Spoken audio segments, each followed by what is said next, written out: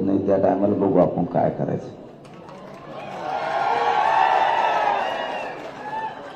पण सध्या कोणत्याही विरोधी पक्षाचा, राष्ट्रवादी काँग्रेस, भाजप, शिवसेनेचा कोणाचा आला एकाही पोरानं त्याला इथून पुढे माघारी बोलू नका. त्याला सन्मानाला सन्मानाने वाटा लावा. बघा आता तुमच्यावर जबाबदारी आहे. तो गोंधळ घालणारे कोण आहे ती बघावं लागेल आपल्याला. व्हिडिओ असमच त्याचा सरकारने पाठवलेले आहेत का?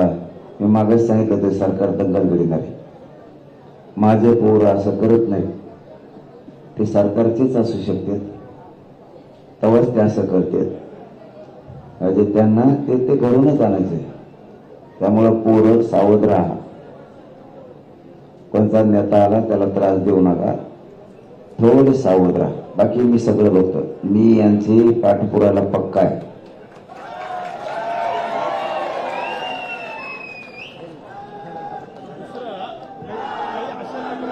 अजून पण की रस्ते अडवले जात आहेत, वाहनांना महागारी जायला लावत आहेत, काही ठिकाणी रस्ते अडवले जात आहेत, वाहनं महागारी फिरवायला लावली जात आहेत.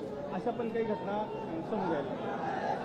कोण करतोय आंदोलन आंदोलन आंदोलन आंदोलन कोणाच्या वाहनं महागारी लावते?